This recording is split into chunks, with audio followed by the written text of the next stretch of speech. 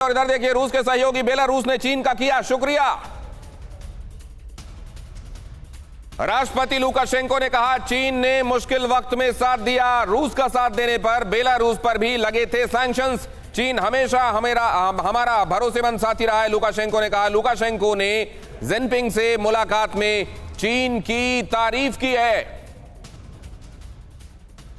आशीष, इधर ये जो तमाम तारीफें हो रही हैं, चीन के संदर्भ में बात कर रहा हूं, एससीओ को लेकर ये एंटी वेस्ट वाला तमगा और बड़ा हो रहा है, उतना ही है जो पहले था या उससे कम हो रहा है?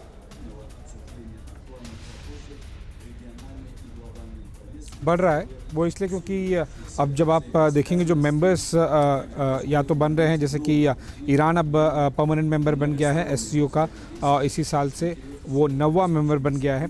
इसके अलावा बेलारूस को लेकर रशियन प्रेसिडेंट व्लादिमीर पुतिन ने यहाँ पर वकालत की कि उन्हें भी परमानेंट मेंबर। सूअर पालना बहुत ही ज्यादा लाभदायक है। इन्हें देखिए, 1000 सूअरों को पालकर साल में करोड़ों कमा रहे हैं। आपको भी करना है, इनसे सीखना है तो फ्रीडम ऐप को अभी डाउनलोड करें। बना देना चाहिए केवल डायलॉग पार्टनर या फिर ऑब्जर्वेशन पार्टनर नहीं रह के। तो ऐसे में अगर आप पूरा अगर आप गुट देखेंगे, रशिया, चीन, बेलारूस, ईरान और साथ ही साथ बाकी जैसे टर्की भी है, कोई बहुत प्रो वेस्ट वाली नहीं है, वो अपने ज़रूरत के हिसाब से, समय के हिसाब से बैलेंस करते रहते हैं। तो इंडिया ही इकलौता न्यूट्रल सा देश है जो कि वेस्ट के कैंप में नहीं है या किसी भी कैंप में नहीं है, नॉन अलाइंड पोजीशन है। लेकिन बाकी अधिकतर देश एंटी वेस्ट वाले कैंप, बाकी अधिकतर देश एंटी वेस्ट वाले कैंप और ज़्यादा पोलराइजेशन बढ़ रहा है जो ऑलरेडी एग्जिस्ट कर रहा है वर्ल्ड में। पोलराइजेशन और बढ़ रहा है, केवल हिंदुस्तान और हिंदुस्तान से ये भी सीखना चाहिए, ये मल्टी अलाइनमेंट या नो अलाइनमेंट और स्ट्रेटेजिक ऑटोनॉमी। ये साथ में अहम खबर, ताइवान को सपोर्ट करने वाले देशों की जिनपिंग की धमकी। चीन उनके खिलाफ है जो ताइवान की आजादी चाहते हैं, जिनपिंग ने कहा। ताइवान मामले में किसी को जज बनने का अधिकार नहीं, सीधे सीधे अमेरिका को संदेश। जिनपिंग ने कहा वो जो ताइवान की आजादी चाहते हैं, हम उनके खिलाफ कोई भी जज ना बने ताइवान के मामले में। तायल साहब, क्या इंडिकेशंस हैं या ये रेटरिक है? देखिए, ये बयान तो चीन देता ही रहा है और जब पेलोसी की विजिट के पहले भी दिया था, बाद में भी दिए हैं।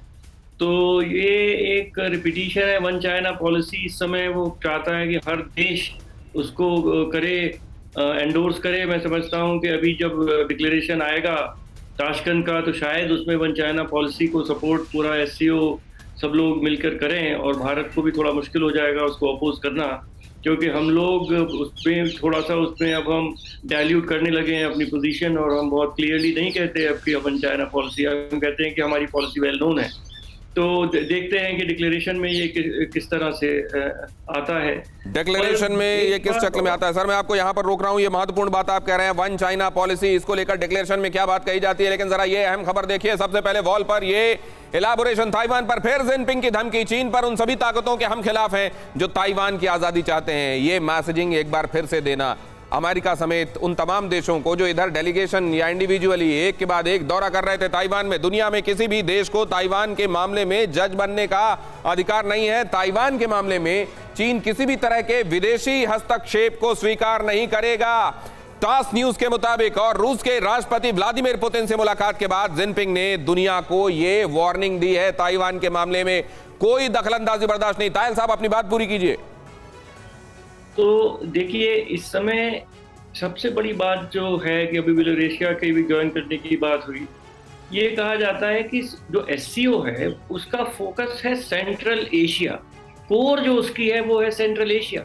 तो 4 जो सेंट्रल एशियन देश हैं उनको ये सोचना चाहिए कि अगर अब बेलारूसिया को सेंट्रल एशिया से क्या लेना देना है, बीच में इतना बड़ा रूस का पूरा महाद्वीप है, उसके आगे टर्की की एक सिविलाइजेशनल लिंकेज है सेंट्रल एशिया से, ये हमें स्वीकार करना पड़ेगा। उनकी जो भाषाएं हैं उनको टर्किक भाषा कहा जाता है। ये कहा जाता है कि बहुत साल पहले, हजारों साल पहले शायद यहाँ से लोग टर्की गए थे, और तो उसमें कुछ लिंकेज है।